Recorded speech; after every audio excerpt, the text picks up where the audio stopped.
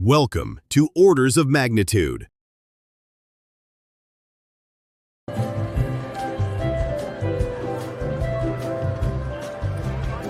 A casino is one of the most profitable buildings ever invented. It runs all night. It gives its money away by the fistful, and the games it offers look almost fair. Bet on red, and you've got nearly a coin flip's chance to win.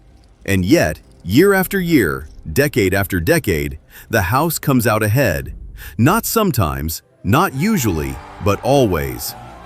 So how does a business built on games of chance make billions with the certainty of a sunrise? The answer isn't luck. It isn't cheating. It's something far quieter and far more powerful. A sliver of an advantage, so small you'd never feel it, applied so many times that it stops being a gamble at all. In this video, we're going to follow the money to the one mathematical truth every casino is built on. And by the end, you'll never look at a fair bet the same way again. To see how the trick works, we don't need a whole casino. We just need one bet. So let's walk up to the simplest game on the floor, roulette. You put a single chip on red.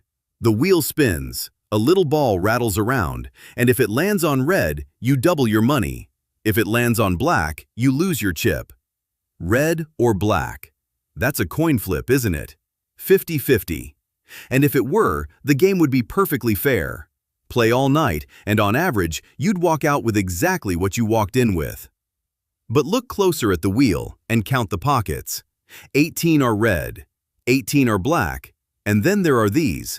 One green pocket marked 0, and on an American wheel, a second green marked 00.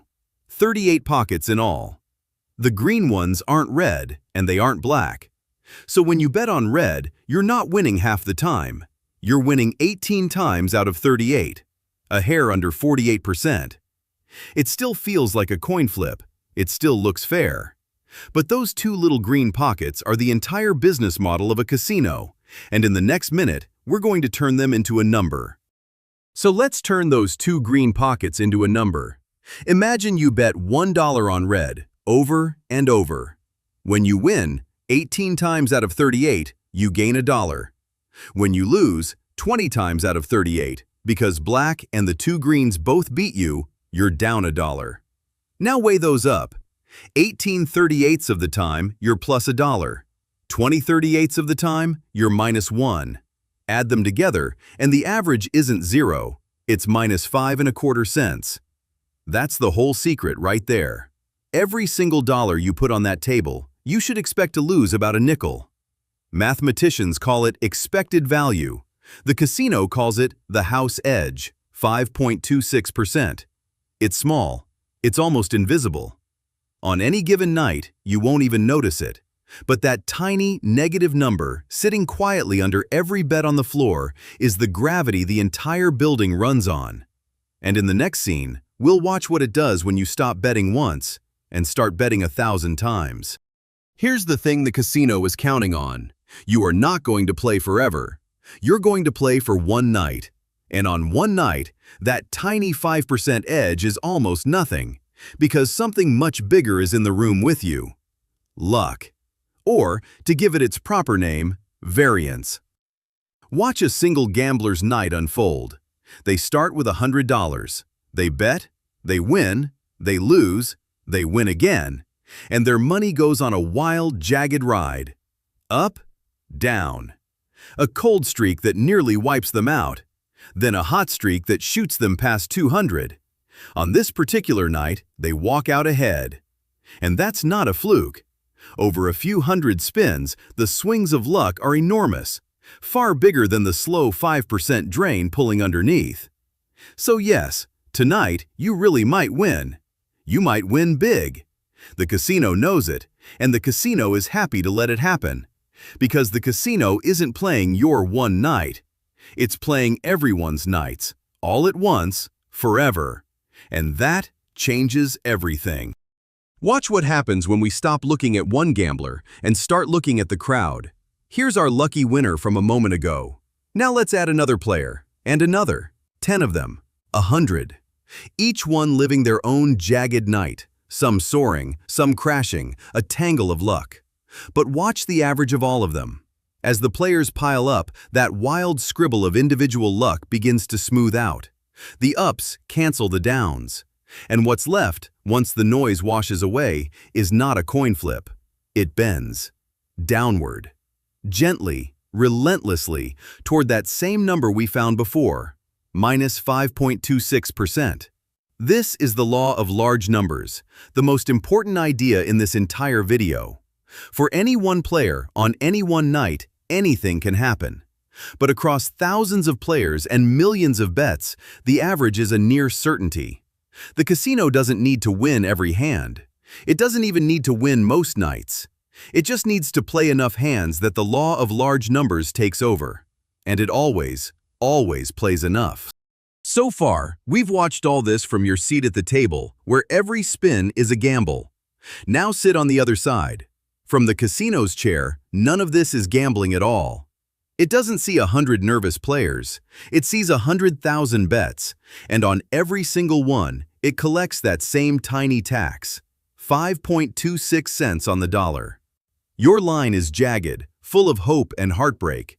The casino's line is something else entirely, a smooth, steady climb, ticking upward with the boring certainty of a clock.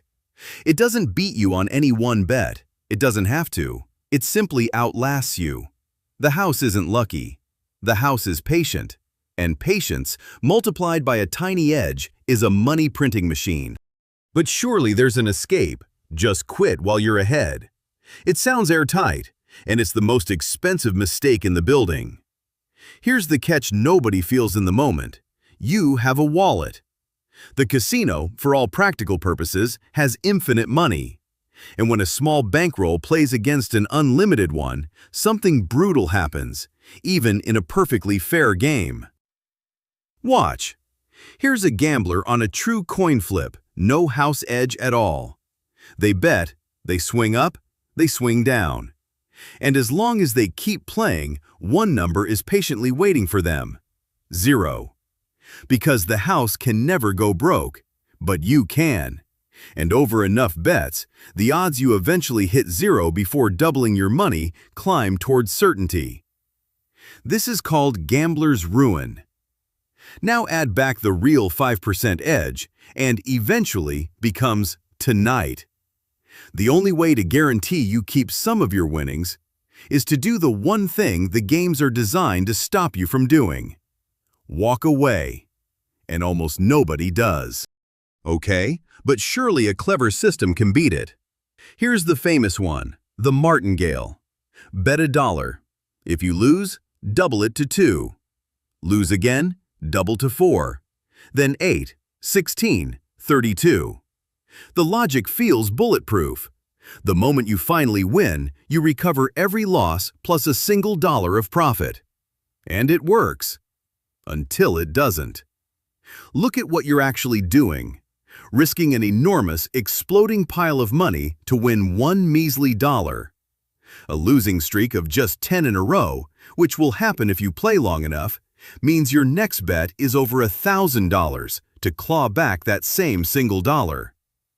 And here's the trap door the casino built decades ago. The table limit. Every table caps the maximum bet. So when your doubling slams into that ceiling, you can't double again, and the whole system collapses, taking your bankroll with it. The martingale doesn't remove the edge, it just hides it, right up until the moment it bankrupts you. So every game has an edge. The only thing that changes is its size. Roulette takes its 5.26%. Slot machines, those friendly, blinking machines, quietly take anywhere from 5 to 15. Even blackjack, the gambler's favorite, only gives you a fighting chance, about a 0.5% edge, and only if you play every hand with mathematical precision. Get sloppy and it balloons. Craps and baccarat sit somewhere in between. And then, at the very bottom, the worst bet ever invented, the lottery. Its house edge is around 50%. For every dollar that goes in, about 50 cents comes back out. It is, quite literally, a tax on people who are bad at math. So is there any winning move? Yes, exactly one. Choose the smallest edge you can find, and then choose to play as little as possible. Because the longer you sit at any table, the more certain that edge becomes. Which leaves one last mystery. If the math is this airtight, why does the casino let anyone win at all? Why the flashing lights, the sirens, the giant cardboard check? Because winners are not a bug in the system. They're the marketing budget. Variance, the same wild luck we've watched all along, guarantees that someone, somewhere, hits it big tonight. And the casino wants you to see it. That jackpot winner becomes a story. The story becomes a dream. And the dream pulls in 10,000 more players, each one handing over their tiny 5% tax, again and again. The casino spends a little on the rare, loud winner to collect a fortune from the quiet, constant losers. So the next time you see someone hit the jackpot, remember what you're really looking at. Not a crack in the house's edge, but an advertisement for it. So the house always wins. Not by luck, not by cheating, by patience and by arithmetic.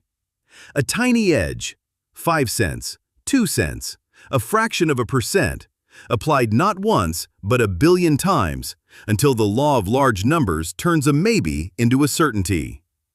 And here's the part worth carrying out the door with you, because it reaches far beyond the casino floor.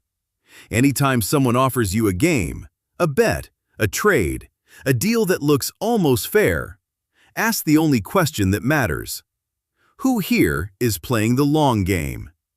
Because the edge always belongs to whoever has the most time, the most money, and the most patience to let the averages do their quiet, relentless work. The casino just happens to be the most honest place that this is true. Thanks for watching, and the next time the lights are flashing and the dice are hot, you'll know exactly who's really winning. If you enjoyed this video, please like and subscribe for more such exciting videos.